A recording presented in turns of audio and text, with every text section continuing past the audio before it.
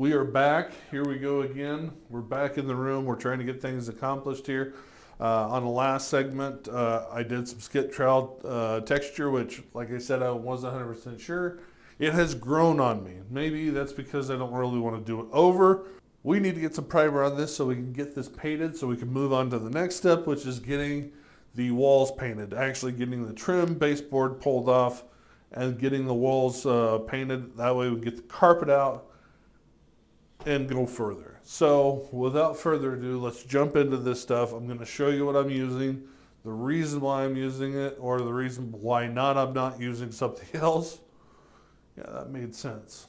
The reason why I'm not using something else. I'll go with it. Let's just roll with it. It's fine. So everything around the closet,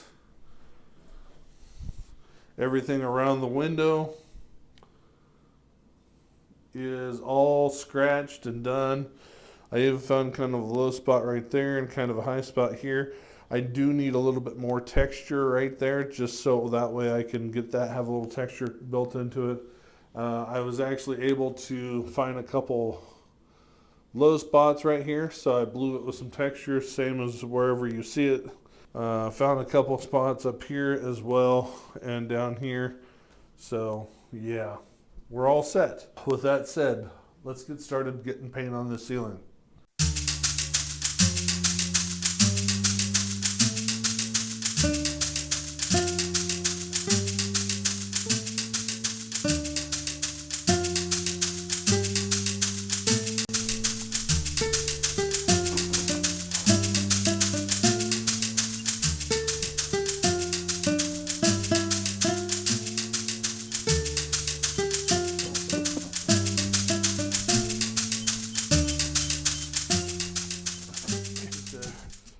This is basically what I'm using. This is Zingsar, or however you say it, Bullseye 123. It is a stainer. It's a primer for all surfaces, drywall, stain blocker, things like that. I'd really thought about going to like a PVA because I thought that's what everybody used. And when you go online, it says, yes, use PVA. Then when you go talk to the actual painters, they say, no, don't use PVA. So the main reason they have is because PVA is great for drywall, but it's not great for plaster. Plaster actually takes 4 to 6 weeks to truly dry out on the inside completely. And PVA has a problem with it, with not letting it through or not blocking it or what have you, from what I understand. And this primer sealer actually will seal it in because it's designed for that. And I won't have any problems with it peeling, which has been a big problem with my paint jobs in the past. So I decided we're going to do a primer on the ceiling. Instead of a paint primer, we're going to go primer and then a paint. If it has primer in it, great. If not, I'm also going to try to do quite a bit of the walls as well, especially around the doorways and stuff too, just to get that all sealed in. If you're a painter, if you're somebody that paints a lot, or you know more about this than I do, leave a comment below. Let me know your thoughts on it, and then we'll kind of go from there. I've got 2 more rooms, so really these are just test rooms for me to get to where I want to be as far as quality all the way around. So let me know in the comments. All right, so we got first coat on. Great that it's a small room, can get it done really quick. I'll go ahead and lay the second coat on. I'm not really going to show you anything on the second coat. Flash off of the paint is pretty heavy right now, so I want to get the door closed with a fan in here a little bit to try to push it out the window. Even though the wind's coming this way, we'll try to get it moved out because I'm starting to get a little high. So, all right, so the ceiling is done. It's got paint on it. It's actually got a really nice sheen to it, to be honest with you. It's nice and shiny, kind of like normal paint would put on it, acrylic paint would put on there.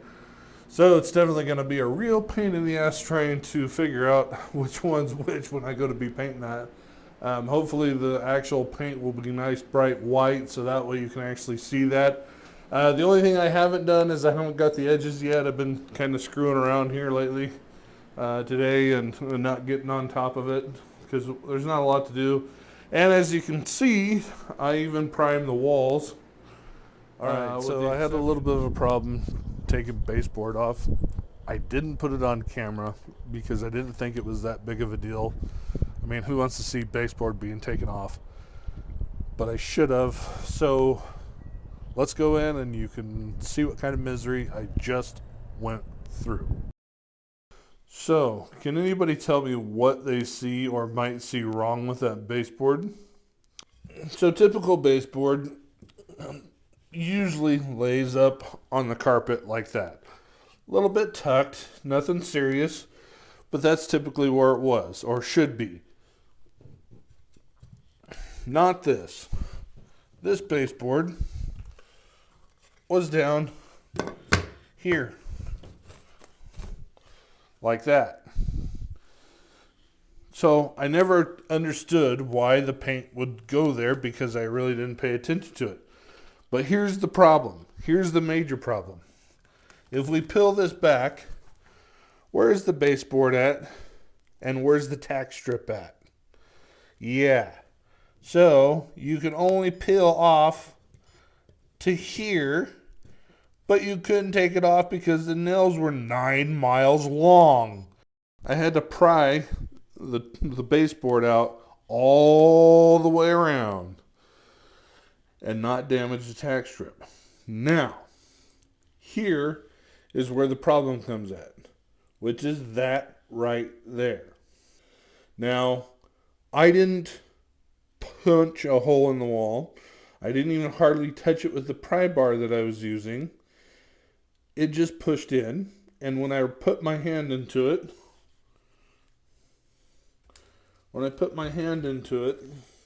this is basically what I had found. I've got to find a piece of wood for backing, and then I've got some screws that I found, and I do have some leftover sheetrock, so we'll get that patched here pretty quick. We'll get some mud on it, and we'll wait for it to dry. So I'm a little perturbed by this because it's like, what moron, one, puts the baseboard on the wall, down on the floor, against the wall like that, and two, what jackass decided to kick the wall or punch the wall or put a hole in the wall and fix it like that? One bright spot that I did have here, and one thing that I do like about taking baseboards off or pulling walls apart and stuff like that, is that you end up finding treasures like that. So obviously that is wallpaper. It has to be from the 1970s or the 1980s, one of the two. But it was all on this wall, which makes sense because my bedroom wall in my master bedroom has wallpaper on it.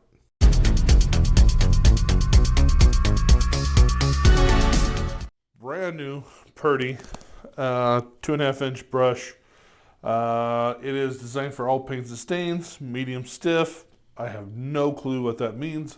However, I did learn a hack, and I'm going to share that right now with you. So I'm in my bathroom, and I talked to a painter last night who was pretty reputable in my town, and I was complaining about having to buy more paintbrushes. He told me the best way to do it and keep a paintbrush for a long time is to saturate it with water. That way the bristles are full and you don't have to worry about it. Around here, and I'm gonna fling it and then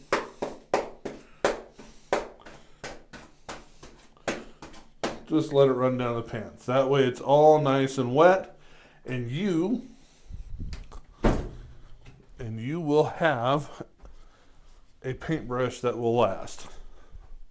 Where I have this right here, I'm going to have to cut a little bit longer because I'm going to have carpet that should overlay, but I have flooring that I'm going to be putting in here too. So I'm kind of getting ahead of myself a little bit by putting the carpet in this room, but it just needs to be done.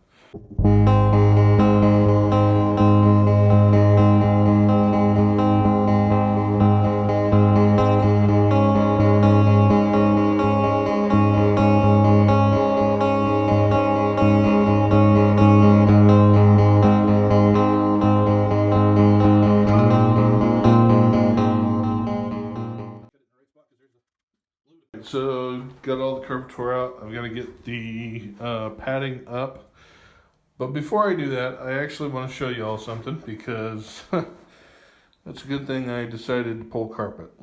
So basically what's going on here is the carpet is delaminating.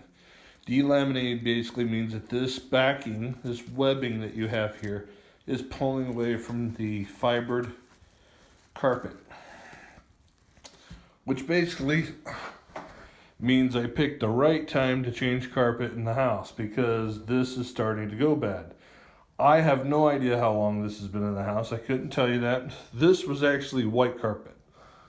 Please don't judge me. Then wife and I looked at the house. It looked like white carpet. It really did. They did a little work to it. And then when we bought it, got it ready to move in, they moved their furniture, and we were like, not as white as we thought it was. I didn't know this was here until I started picking up carpet. So this is weird.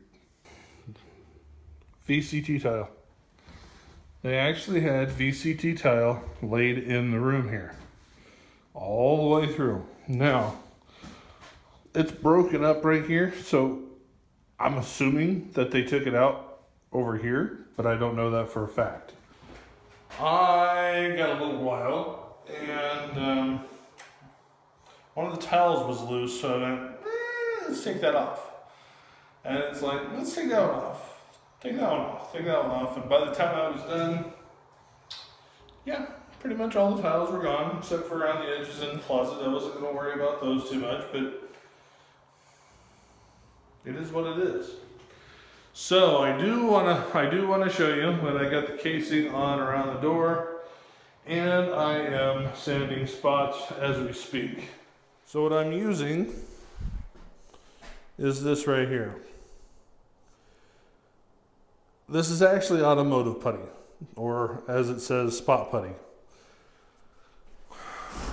So the reason why I'm using this over, say, like wood filler or drywall patch like some people have done, is because this does not shrink.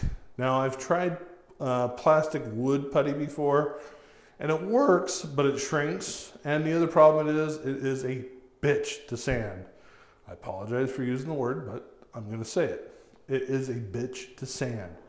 I mean, you spend 20 minutes on one spot of it to get it to sand. I know a lot of woodworking guys like to use this stuff, and they rave about it, which is great for them. I'm not a woodworker, and I don't admit to be one. But this works really well. And the reason why is because when you fill a spot like this one, or you fill a spot like that right there, this stuff doesn't shrink. And it's easy to sand, so you don't end up creating a pit on your wood. So hang out, and if you need something else to watch, take a look at this video right here and enjoy it. We'll catch you on the next one. All right. We got through this one as well. I appreciate y'all watching. It means a lot to me that you did that. But don't forget to check out the video that I have posted here for you. Check that one out. And don't forget to hit the like and subscribe button on your way out here before you hit that other video. Make sure you do the same on the next one. Talk to y'all later. Thanks a lot.